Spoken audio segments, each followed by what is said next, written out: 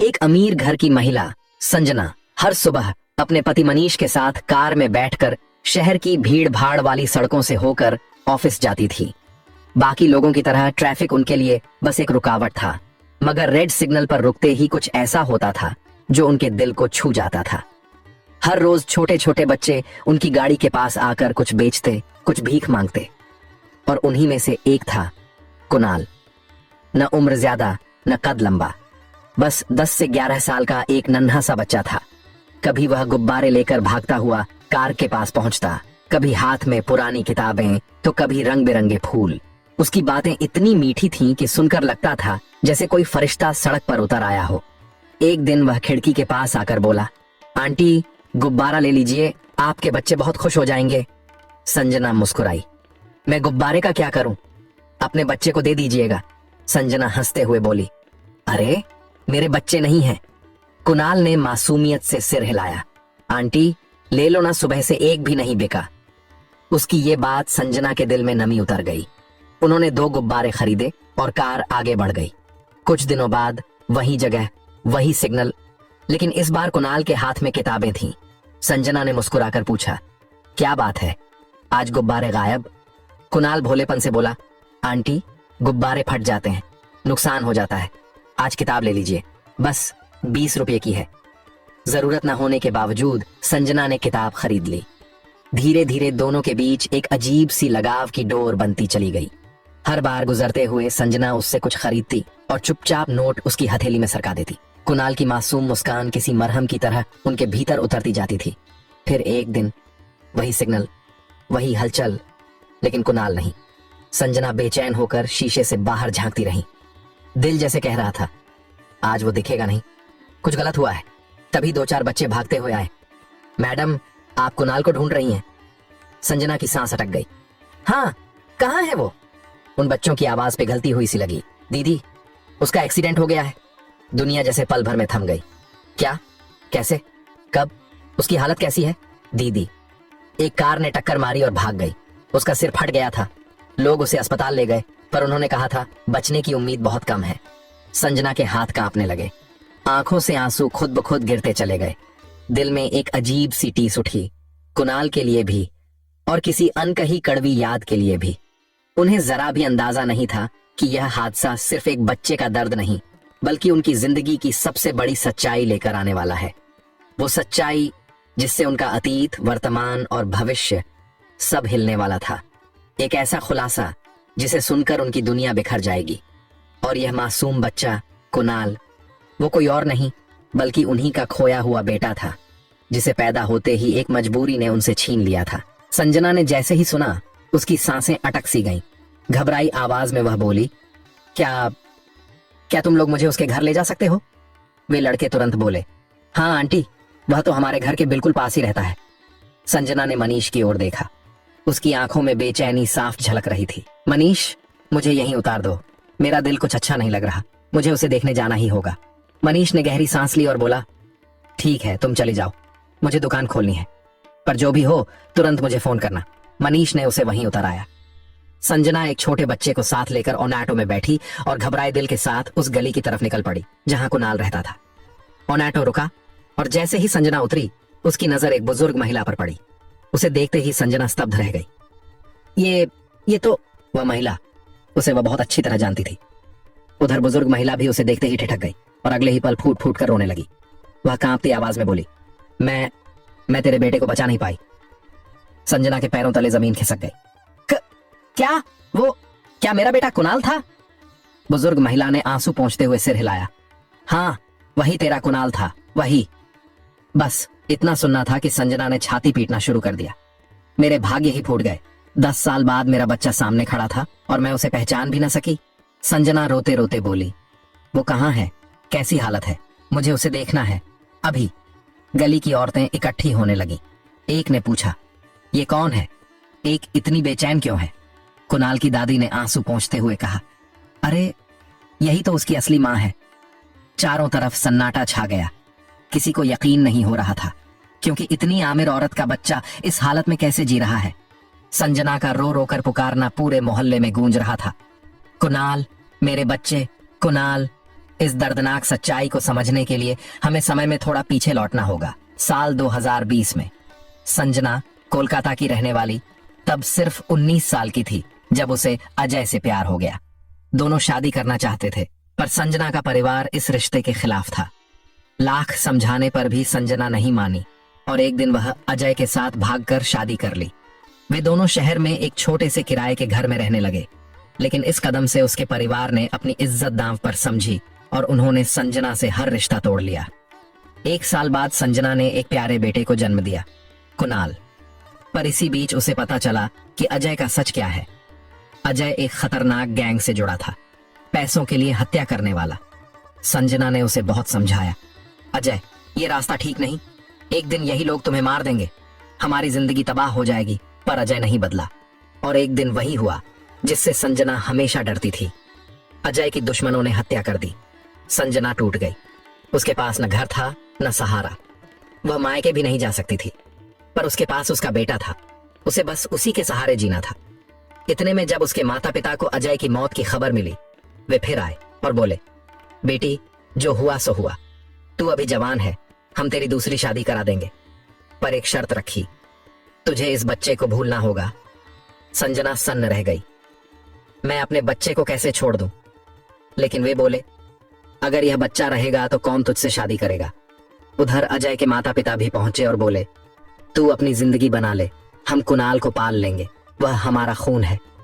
बहुत सोचने समझने के बाद आंसुओं के समंदर में डूबते हुए संजना ने अपना छोटा सा कुणाल उसकी दादी दादा को सौंप दिया और अपने माता पिता के साथ चली गई। संजना के माता पिता ने अपनी बेटी का अतीत मिटा देने की कोशिश में उसके लिए एक अच्छे और सुसंस्कृत लड़के मनीष का रिश्ता तय कर दिया। मनीष से मुलाकात हुई, बातें हुई और कुछ मुलाकातों के बाद परिवार वालों ने शादी पक्की कर दी। लेकिन इस रिश्ते की नींव एक सच्चाई छुपा कर रखी गई। संजना का पूरा अतीत मनीष से छिपाया गया। उसे बताया गया था कि संजना अविवाहित है, सीधी सादी लड़की है। कुछ दिनों बाद धूमधाम से शादी हो गई। शादी के बाद संजना मुंबई आ गई। मनीष मुंबई में रहता था, पढ़े लिखे सुसंस्कृत परिवार से।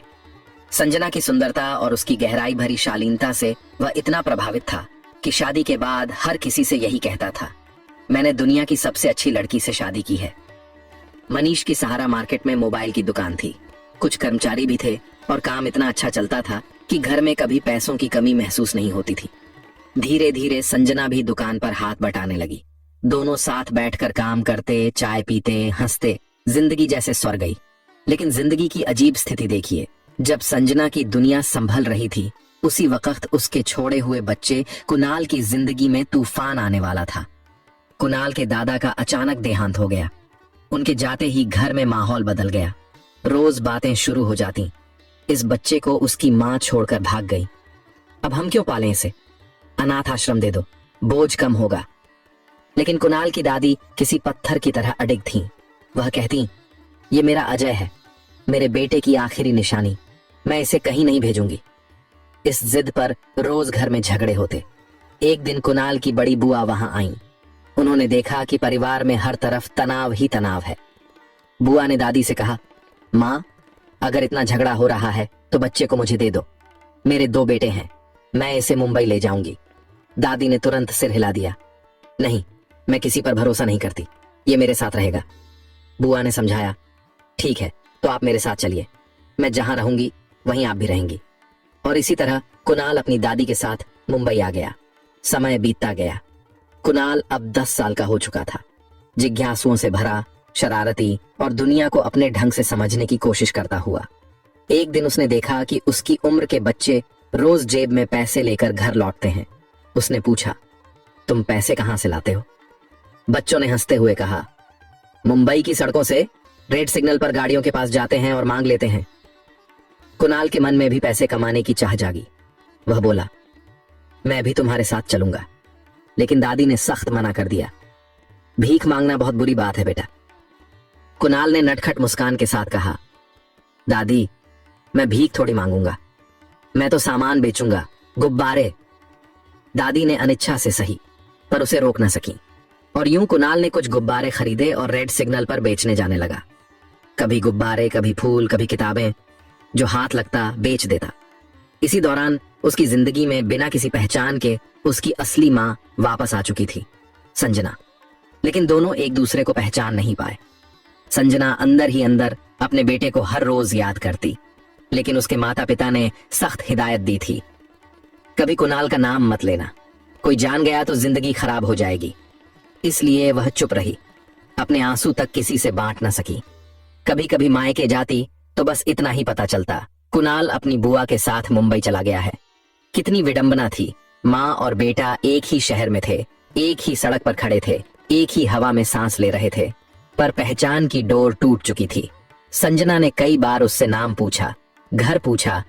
कुणाल ने कहा था, मैं अपनी दादी के साथ रहता हूँ, लेकिन वह यह नहीं जानती थी कि वह दादी वही थी जिन्होंने उसके बेटे को गोद में पालकर बड़ा किया था। और फिर जिस दिन वह कुणाल को तलाशते हुए उसके घर पहुंची और दादी को सामने देखा, दिल में एक बिजली सी कौंधी। क्या यह मेरा ही बेटा है? दादी ने कांपती आवाज में कहा, हाँ बेटी, यही तेरा कुणाल है, उसका एक्सीडेंट हो गया है। वह चीख पड़ी, कहाँ है वो? मुझे अभी उसके पास ले चलो। उसकी दादी ने थरथराती आवाज में बताया कि उसे अस्पताल ले जाया गया है। यहाँ तक कि उसकी बुआ भी उसकी हालत के बारे में कुछ नहीं जानती थी, बस इतना कि चोटें बहुत गंभीर थीं। पास खड़ी कुछ औरतों ने उसका हाथ पकड़ा और बोली, चल बहन, हम तुझे लेकर चलते हैं। संजना किसी रोबोट की तरह उनके साथ चल दी, मानो आत्मा शरीर से निकल चुकी हो। अस्पताल पहुंचते ही कुणाल की बुआ उसे देखते ही फूट फूट कर रोने लगी। उन्होंने बताया, डॉक्टर कह रहे हैं उम्मीद बहुत कम है। उम्मीद, यह वही शब्द था जो उस वक्त संजना की दुनिया को तोड़ रहा था। वह कांपती आवाज में बोली, ऐसा मत कहिए, दुआ कीजिए कि वो मुझे छोड़कर ना जाए। 6 घंटे बीत गए, हर मिनट किसी पहाड़ की तरह भारी।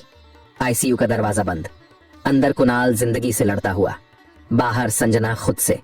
इसी बीच मनीष के फोन लगातार बज रहे थे।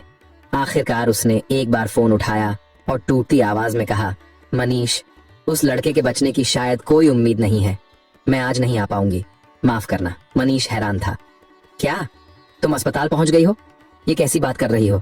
उसके माँ बाप हैं, वे संभाल लेंगे। लेकिन संजना उसे कैसे बताती कि जिस लड़के को वो कोई और समझ रहा है वही उसका अपना बेटा है, जिसे उसने दुनिया से छुपाए रखा था। उसने बस इतना कहा, मैं अभी बात नहीं कर सकती, और फोन बंद कर दिया।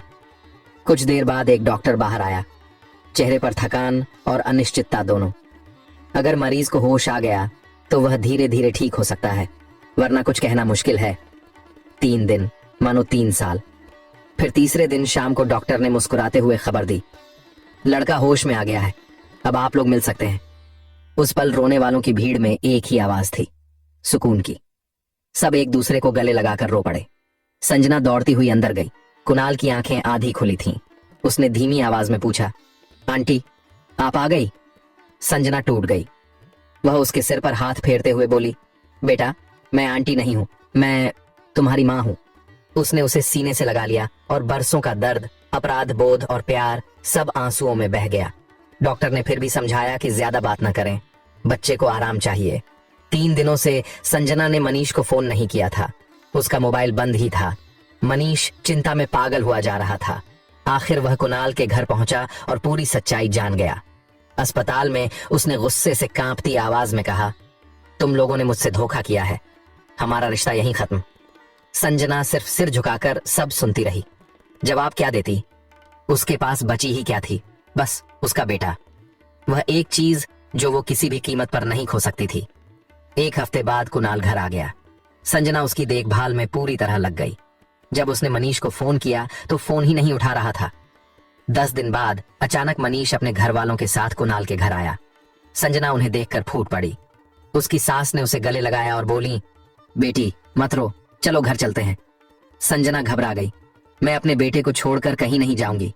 सास मुस्कुराई, किसने कहा उसे छोड़कर चलने को? तुम्हारा बेटा, उसकी दादी, सब साथ चलेंगे। मनीष बहुत देर बाद बोला, चलो संजना, मैं भी तुम्हारे बिना नहीं रह सकता। और यूं वह टूट चुका परिवार फिर से एक हो गया। ये घटना 2020 की है। उस समय संजना 2 महीने की गर्भवती थी। 7 महीने बाद उसने एक प्यारे बेटे को जन्म दिया। कुछ साल बाद एक बेटी हुई। आज कुणाल, संजना, उसका छोटा भाई बहन सब एक साथ एक खुशहाल जिंदगी जी रहे हैं। तो दोस्तों, बात समझना चाहिए कि प्यार मोहब्बत के चक्कर में घर छोड़ बेचकर माँ बाप की इज्जत उछाल कर नहीं जाना चाहिए। अगर कहानी पसंद आई हो तो लाइक करें, दोस्तों के साथ शेयर करें और नई कहानियों के लिए चैनल को सब्सक्राइब जरूर करें। धन्यवाद। ये कहानी पूरी तरह काल्पनिक है, सिर्फ मनोरंजन और सीख के उद्देश्य से बनाई गई है। किसी भी असली घटना या व्यक्ति से इसका कोई संबंध नहीं।